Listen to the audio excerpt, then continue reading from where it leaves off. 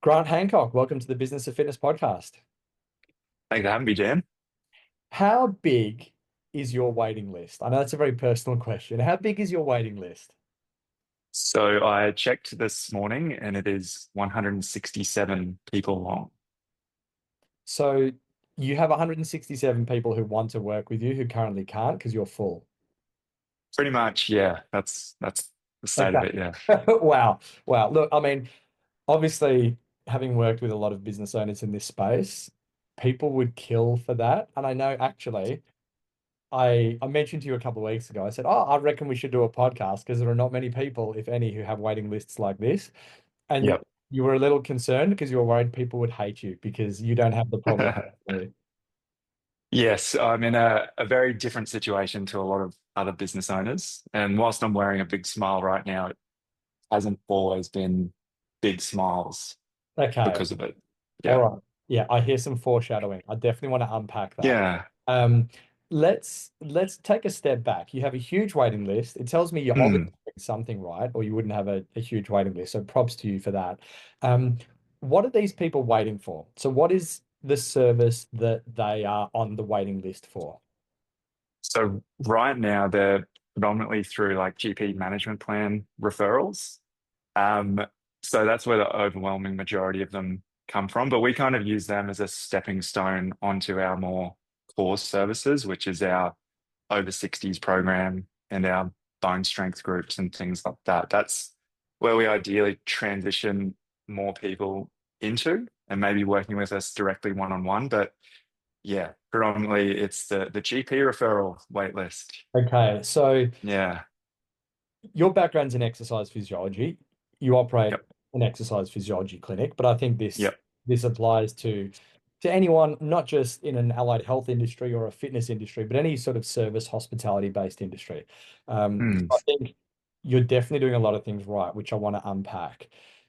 For context, and I'm not saying this is why you have such a long waiting list, but it's something worth considering. It's a contributing factor. Yep. Tell me a little bit about where you are right now, Mm. geographically speaking. So I tend to think it has a huge impact, but maybe that does undersell myself a little bit. So I live in a town called Emerald. So it's situated in central Queensland. It's about 10 hours drive from Brisbane, northwest. We're about 3 hours drive west from our like local big regional centre of Rockhampton. Um, Population of about 15,000. The geographic area around 28,000 people, like the geographic region's called the Central Highlands. It's about 28,000 people who live here. Biggest industries are coal mining, coal and mineral mining, and agriculture. Um, Before I moved here, I think it was about 1 or 2 years before an exercise physiologist had been here. So there wasn't exactly a lot of local knowledge in where EP kind of fits into the health landscape. So if people don't see you or one of your staff at your clinic, how far do they have to Hmm. go to get to their next exercise physiologist? So there used to be exercise physiologists who'd come as far west as like one town further east of us, but that's kind of discontinued. So pretty much 300 kilometers east, 200 kilometers north, or 400 kilometers west. Okay, so the initial, and I think this was where your mind goes initially, Mm, the idea that, well, I don't have to be particularly good because I'm the only option. But my yeah. mind goes to this idea of um, if there was only one Indian restaurant in town and people got food poisoning every time they had a chicken tikka masala, Yeah. it's probably not going to be a successful business. So yes, I do think you're selling yourself short on this. And I think that the asset you have, the advantage you have is that you are providing something that's different. Okay. Now, in your Mm, exercise physiology, that's the thing that you're providing that is different. yep. You're not trying to be better than anyone else because there is no one else to be better than, which in my mind is a genius strategy. If you had other EPs in town, you would find a way and you would have to find a way to be different. And I want to ask you about how you do that in a moment. But Mm. You have a huge waiting list, not because you're the only one in town, but because you are different. So yes, you are the only one in town, but it's by your own design. So was moving was moving to a remote center like this a deliberate business move, or did you happen to move here and then think I should start a business? I would like to say that I'm that calculated and business savvy to say it was a business decision. But actually, the end of 2020, my like now wife, we weren't married then, but she'd finished her, well, we both finished our first 2 years working in the health sector, and she was moving on to the next chapter of her career, which was becoming a rural GP. So we had to leave. We were on the Sunshine Coast in Queensland at that time, but we had to move somewhere more rural. And Emerald was probably about as small as we wanted to go. And it had a really awesome training program through the local GP practice here. So, and it was close to where my wife grew up. She grew up on a cattle property about 90 minutes northeast of here. So it was close to family and it kind of fit the bill. Um, I was only 2 years out of uni at that time. I felt a bit, yeah, I weighed up the choice of when I was moving to town, whether I just go for it and start my own thing. But I decided not to at the time. I still felt a little bit green and inexperienced. So I picked up work at a local physio clinic, worked there for about 12 months, then started working at a not-for-profit part-time, and then started to dip my toe into the water of running my own business 2 days a week. In 4 weeks' time, I went to switched it and did 3 days a week with my business, 2 days a week with the not-for-profit. And then within another 4 weeks, I was full time running my own thing. Well, it's Yeah. it's a maturing of the business that some people would take 5 years to achieve. And it's happened pretty quickly for you. Yeah. Yes. And of Yeah. course that externally looks like the dream, but it brings with it its own raft of problems. And Mm. yes, they're good problems. And it's something that we've spoken about before, that we should be grateful for the higher order problems, and that life is all about solving lower order problems to move to the higher order ones, and they never actually disappear. Yeah. Um, is this why you had to start a waiting list? I mean, I assume you had to start it because you were inundated. Um, Yeah. was there a a big problem or a crisis that the waiting list existed to solve for you? Can you take me back to that? Yeah. So if we go back to when like I started that very, very quick transition, I know it's a probably a bit of a silly thing to say, but realistically it was a bit of a meteoric rise. So I was brand new to running a business. I had no idea about anything business related, and all of a sudden I'm run off my feet with referrals. Um, at that time, I kind of just kept saying yes to everyone. Like you get into healthcare roles because you want to help people.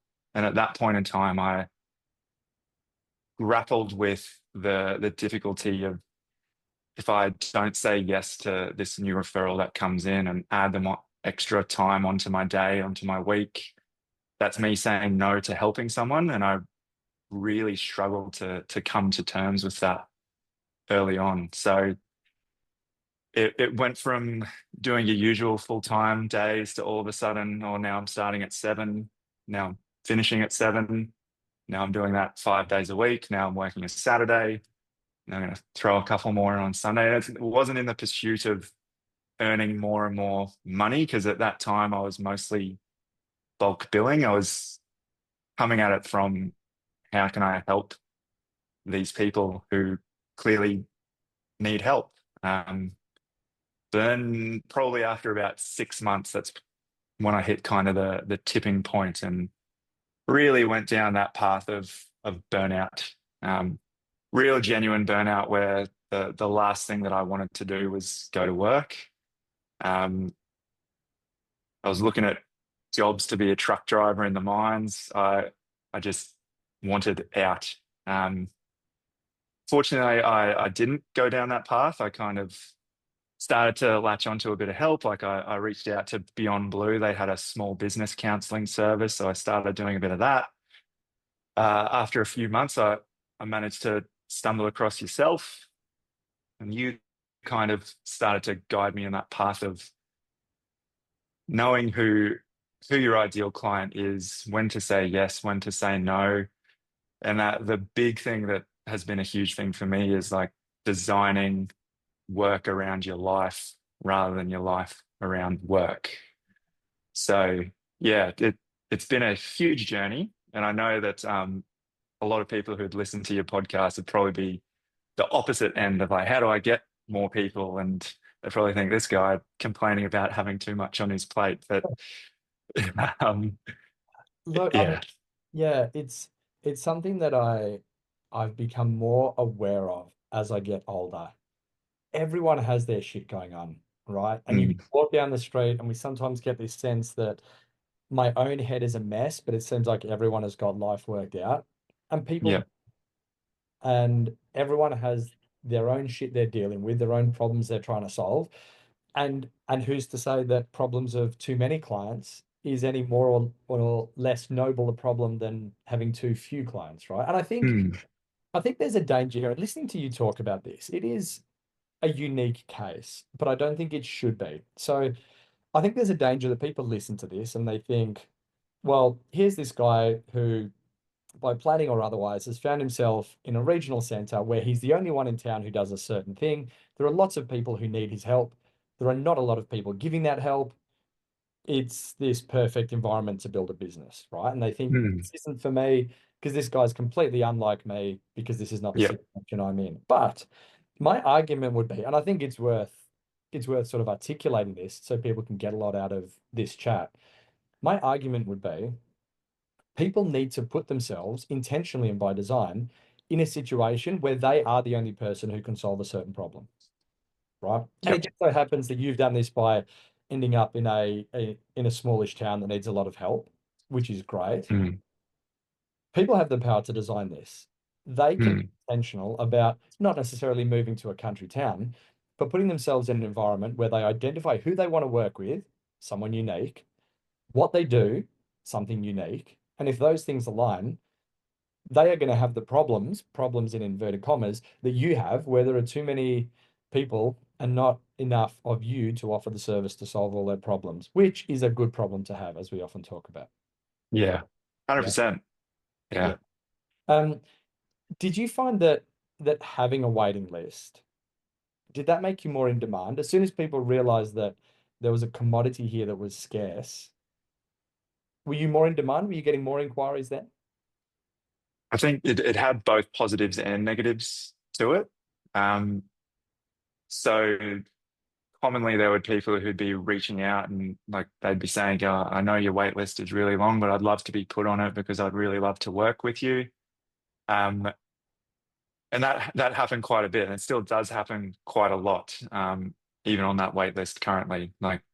Um, but there was also a negative element to it as well. That I'd come across people, I'd meet them out in the community, and they'd also say, I haven't even bothered trying to get into you because I know I'm going to be waiting for months and months and months. Hmm. Um, so yeah, there is a tipping point with that too. Like it can be a really, really good thing. I think scarcity, as long as it's not false, right? Like you would never bring Right. false scarcity into business. That would be a bit silly. So if it's genuine scarcity, there definitely is an element of people hearing about you, people hearing about, oh, he's so busy, he's got such a long wait list. I think naturally as humans, we're kind of compelled and drawn to that type of thing. When we hear something's really good, we all want to do it. That's why all the popular places are so popular.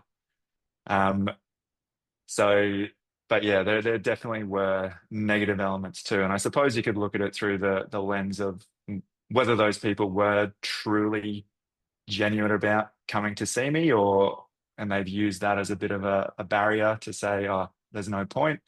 But I suppose we'll never truly know that. Yeah, and if that is the case, at least you have a filter where if people really want to work with you and they take it seriously, they appreciate Hmm. it's going to be a waiting list.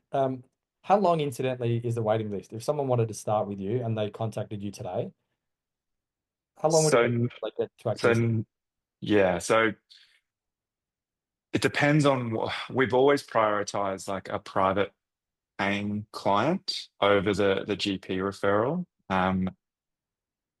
well, I've been able to expand my team recently. So the wait list, like historically, that 160 odd wait lists, like last year I did my numbers and I actioned about 85 to 90 new GP referrals. So it's a 2 year wait list when it was just me.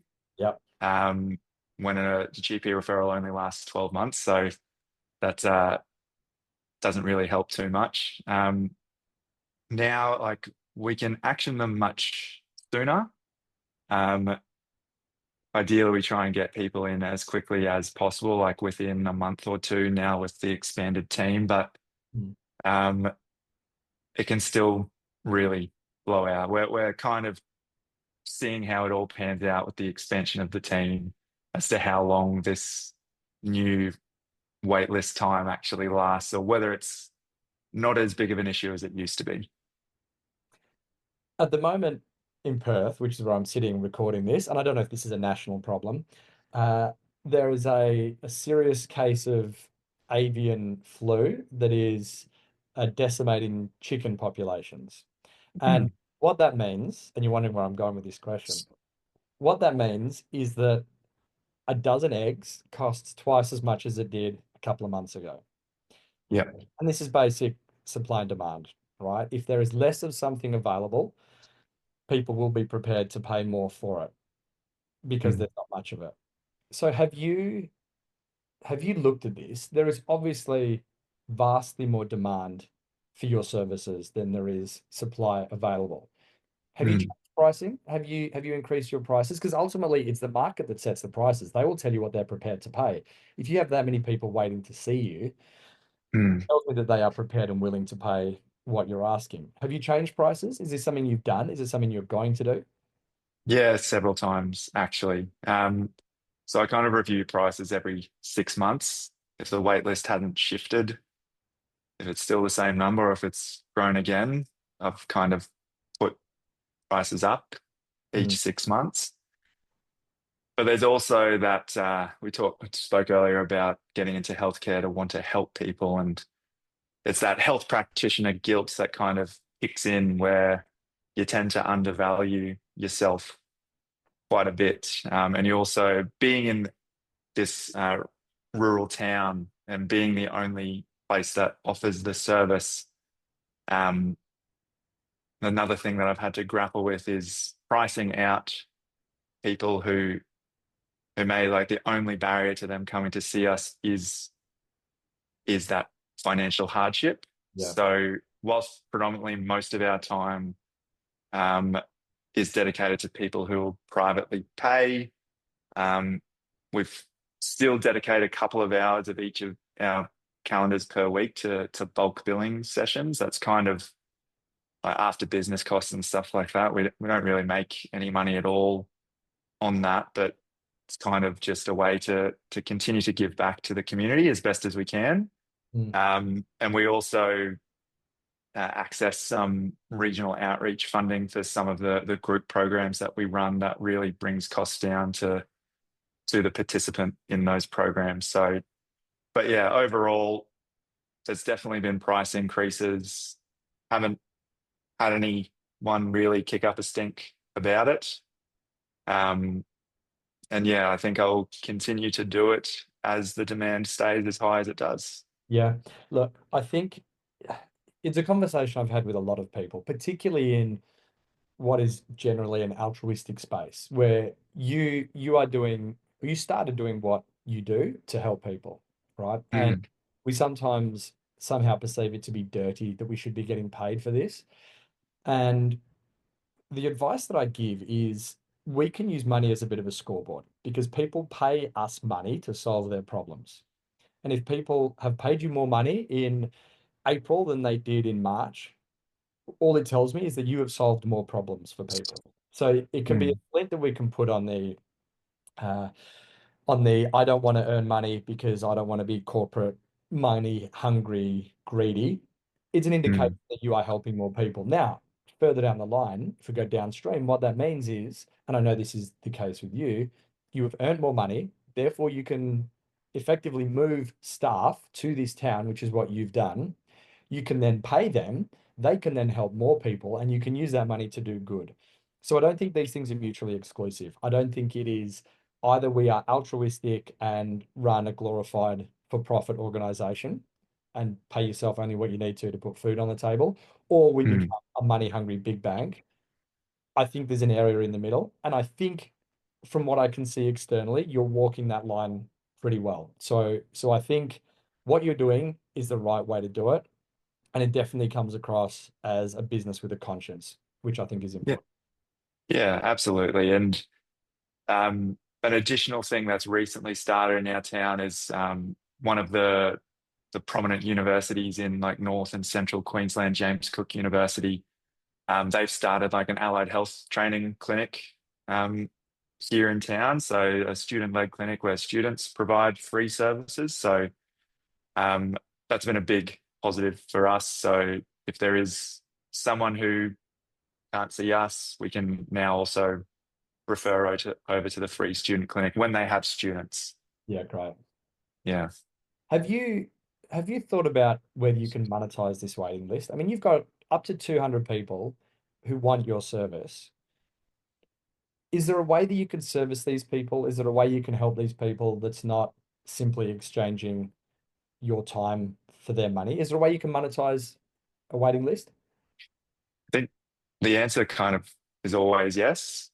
Um, I have dabbled in this, um, but it's also been about having the personal drive to want to do it as well, which um, I'm not quite there to want to consistently do that at this stage, but I would like to eventually say yes, that is something that we would do within the business. Like something that I trialed Yeah, yeah. um, was kind of like a little bit of a side hustle where for those people on my wait list, they would get sent exercise programs for a small fee.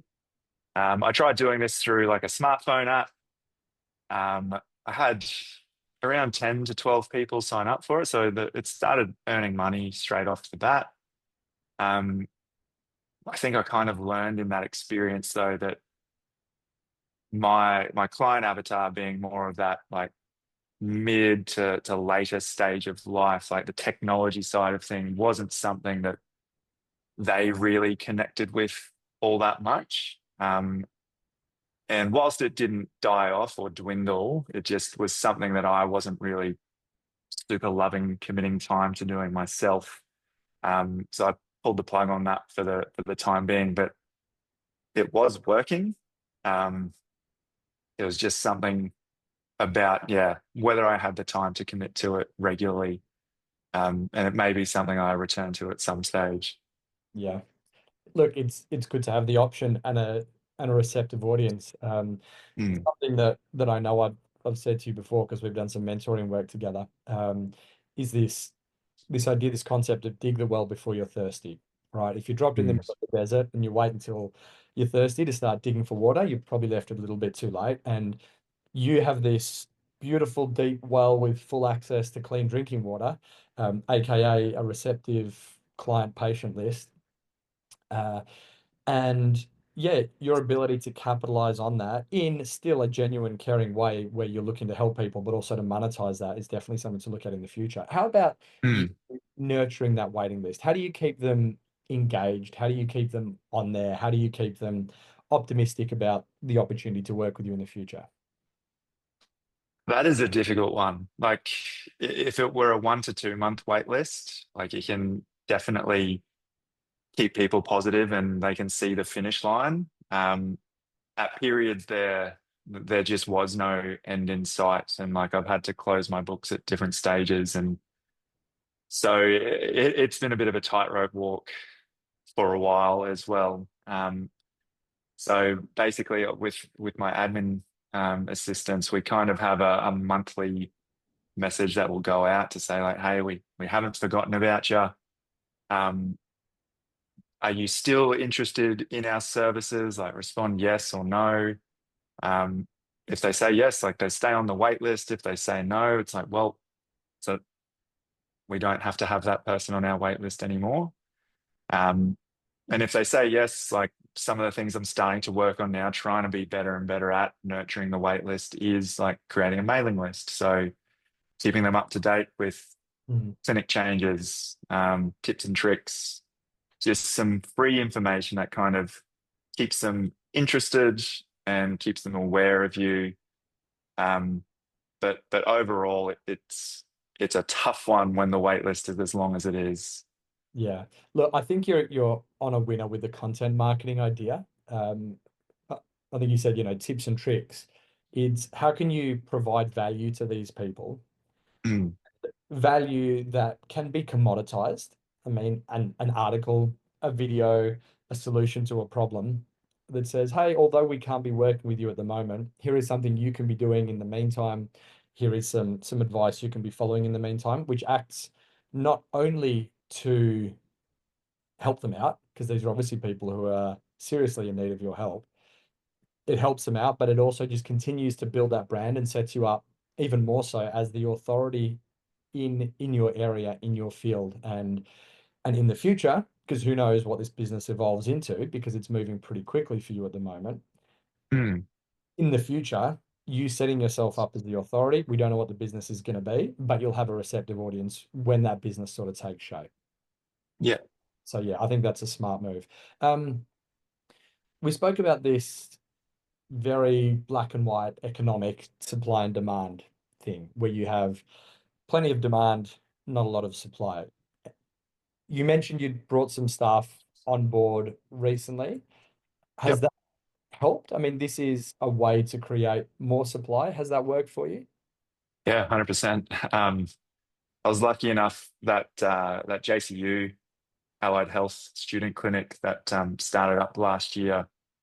I decided to link in pretty closely with them, and I started to bring prac students into my clinic a couple of days a week as they were out here on placement in Emeralds. So I had about 4 or 5 students last year. Two of them who came out in winter. They were both really good mates. They're from Brizzy, went to UQ, and they both really enjoyed their time here. And I just took a shot and offered them both full-time roles for when they graduated. They've both since said yes and have made the move out here. Um, they're 2 and 3 months into their roles. In that time, like our over 60s program Forever Fit, it's quadrupled. So the people who are all sat on the wait list to get into those classes, we've now been able to yeah, do 4 times as many classes for them. Wow. So and now we're on the precipice of having to add more too, because the wait list for those is starting to build again. Um, our one-on-one clients, like whether it's through a GP referral or coming in paying us privately, has seriously expanded as well. I don't have the numbers off the top of my head, but we're definitely able to take on this previous exhaustive list Mm, of people to help a fair bit more efficiently than what we were when it was just me. yeah. Look, I hope you're I hope you're taking a moment at times to step back and breathe and look at this from the outside and acknowledge that a lot of this has come through a lot of hard work from you and the fact that you're obviously doing something very, very right for this to happen. And as much as you're in a unique situation, these things have not happened by accident. And it's like as soon as you start throwing around words like XYZ service has quadrupled, we are having to reassess our pricing structure and have price increases every 6 months. And I speak with a lot of business owners who've gone 6 years and haven't increased their prices. Now, obviously, there's a huge problem with that as a business model, but you're obviously doing a lot right. So full credit to you and like a tip of the hat to you. You're doing a remarkable job and you have such a unique problem. Yes, it's a problem, but I hope you're taking the time to take some credit for that as well.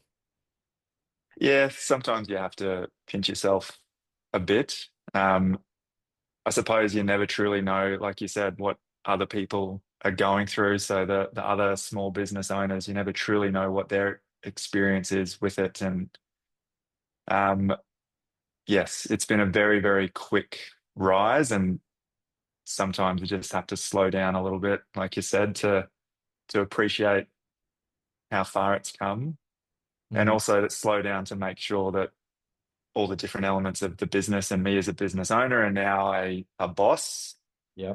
improve as well. Yeah, It is possible to grow too fast. It is possible. Um, yes. and I guess one of the dangers of growing too fast, or one of the dangers of such success, how do you how do you ensure that you don't become complacent and let your service and the experience you offer drop when you're the only one in town? I mean, you have a monopoly now. Mm. How do you make sure that you don't become complacent? Because you don't need to be good because you're not trying to be better than anyone else. It's a different mindset that you kind of have to have. I suppose like in more densely populated areas where there's another business just down the road who does something very similar to you, potentially a lot of your thought process goes into how can I be different to those other businesses. For me, it's competition with myself. Mm. Like, how am I better than last year, last quarter, last week? Yeah, well And said. better doesn't mean earning more. Um, for me, especially considering what I've gone through with the burnout and things like that, better to me has been, have I done my 4 sessions of gym this week? Have I walked and run my dogs with my wife each day? Have I had enough time to take a long weekend to Brisbane to see family within 3 months of hiring people, which I was just able to do on the weekend? So for them, for me, that's signs of better. Like obviously also helping more people, getting more people through the door, that's better as well. Um, but yeah, they're probably my markers of am I better than what I was yesterday? Yeah. I- I'm sitting here with this sort of gimpish grin on my face because everything you're saying is stuff that you and I have worked and spoken so much about. How long have we been working together? It'd be getting close to 2 years, wouldn't it? Yeah, it would be. Yeah. Yeah. And these are things particularly early on. We worked so hard on this. The business exists to improve your life in some way, not the other way around. And Mm. um, it's not necessarily bigger is better. And I think sort of early on in our journey, I recommended Company of One by Paul Jarvis. Yep. It's just a great book about you don't have to be bigger to be better. There are a lot of ways to be better that don't involve getting bigger and measures of, are you exercising yourself? Are you taking the dogs for a walk? Do you get to see Yep. your wife? I I can't think of better business KPIs than those to measure the success of the business. So yeah, I definitely think you've found your way and your ability to have a level head around what constitutes a better business, I think is good. I think is good. Yeah. Yeah. It's a big thing. Like something I often, a lot of our clients are mums or grandmothers, and they have that they're the carer um, for their husbands, families, grandchildren, kids. Um, and I often talk with them about like you've got to make sure you're looking after yourself primarily to be able to look after others. And it took me a while to kind of sit and reflect that I'd started this business and then I became the last priority in it. Yeah. Um, and yeah, my advice to others of how you're going to look after others if you're not looking after yourself started to really realize that I needed to take my own advice on board and yeah, focus a bit more on me to make sure the business and the people that I helped were getting the most from me as well. How old are you, Grant? 32. Yeah. I think you're realizing at 32 what most people probably work out at 52. And I think there's such a head start that you've given yourself where you get to spend an extra 2 decades of flourishing, of running a business that adds to your life as opposed to a business that subtracts for your life. And I get the sense that you won't get to 65 or whenever you choose to sort of step away from work life as much. I get the sense that you won't get to that point and wonder what the hell just happened. I think you'll get to that point with an intentionality where you look back and say, hey, no, I've done really well for multiple decades now. So I think the advantage you've given yourself and the head start that you've given yourself over where you could have been if this had not been a focus, man, yeah, again, all credit to you for that attitude because yeah, I think that will take you far. Um, Yeah. Fingers crossed, mate. That's what we can all hope for. I know. Yeah. And it's not just hoping for it because you've been intentional with this. This hasn't happened by accident. This is design and this is soul searching and stepping away. And as you said, you had a sort of breakdown moment in the past and Mm. you've chosen to pursue post-traumatic growth as opposed to post-traumatic stress from that. So I've got a scenario for you. And this is again talking about the difference between being different versus being better. And it's this whole blue ocean strategy, right? So I know you're familiar with this, but it's this idea that most people are competing in a red ocean. So they're there on their pirate ship and there are other pirates attacking them and there's blood in the water and everyone is trying to be better than every other pirate in town. And if you can just leave that ocean and sail away into an ocean where there's no one else, you become a category of one. It's a blue ocean. There's no blood in the water. You have this option of either being 10 times better than everyone else, which you have to be to succeed in a red ocean, or being different. Mm. And it's easier to be different than it is to be 10 times better. So, my hypothetical scenario for you, 5 new EP clinics open up in town, and they're opening up 12 months from now. What is it that you can do today to build a moat around your business, just like you'd build a moat around a castle? How do you build a moat around your business to ensure that you're not negatively impacted from a business perspective? How do you continue to be different? So even if there is competition there, you're not trying to be better in a red ocean, you're trying to be different in a blue ocean. How do you do that? First off, it would be a great surprise if that many EPs decided to move here. I would actually be stoked. Um, because it would be quite surprising because it's a very transient place, especially in healthcare. So, um, uh, I think when it comes to this kind of stuff, it is about just knowing who you are, what you do, and who you're serving. Like, who is that ideal? I know our buzzword is like client avatar. Mm, Like, who is the person that we are serving, and be the best at serving that person. So, like another clinic could come in with an entirely different ideal client avatar for them, and that's fair enough. Like even in a small time town like this, there's so much work to go around. So we would kind of ideally position ourselves at being the best for reaching our client, which is the mid to late lifers who want to be as fit and healthy as possible for the rest of their lives, who want to come to a nice, comfortable, private place to do their exercise. So um, I think overall that probably covers that element. yeah. Um, I think it's so refreshing, something you said at the start there, that you would welcome not the competition because you're not seeing them as competition, but you would welcome the extra support. And it harks back to what you've said about at your heart is this desire to help people.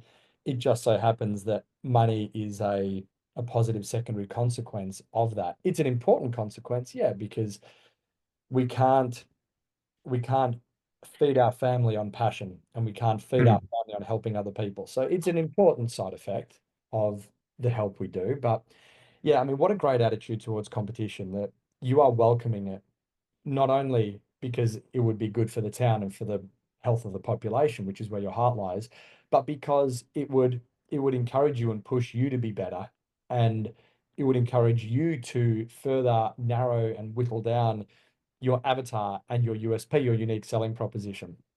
And I Yep. think knowing of you what I know and your attitude towards business, it would only be a good thing. It would only help your business having those people there. And the fact that you're not seeing them as competition, you're seeing them as a collaborator and you're not trying to be better than them because you're different from them. Yeah. And man, it's so key. I mean, as you know, start little MVPs, minimal viable products, little side hustles just because I enjoy the building process and I'll often do these.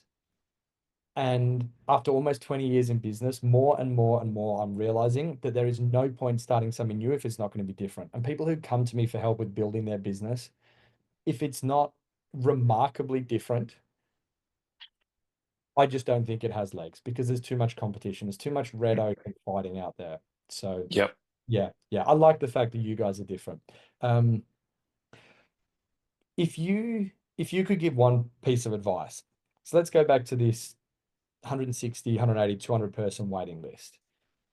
If you could give one piece of advice to a business owner who maybe is not in the position that you are with a huge waiting list, they want to be in demand. They want to be so in demand that they need to start a waiting list of their own out of necessity.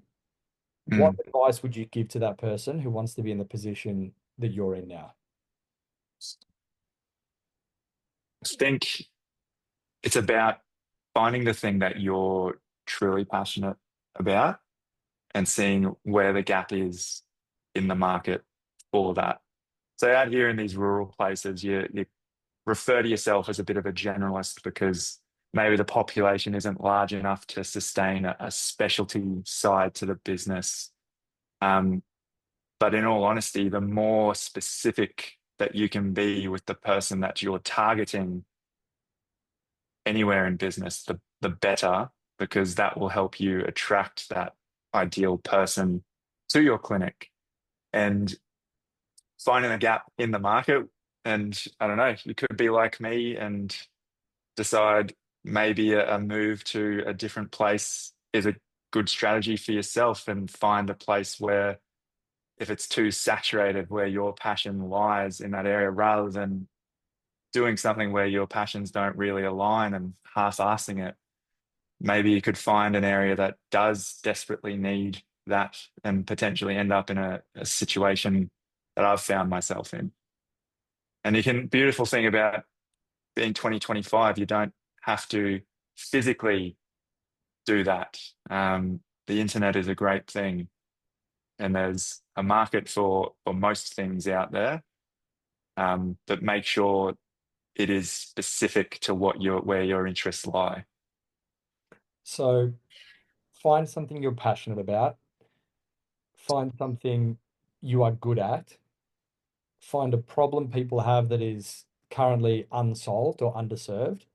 Yep. And for those three circles of what you're passionate about, what you're good at, and what people need, where they overlap, it sounds like that is where you build a business where the demand will outstrip supply.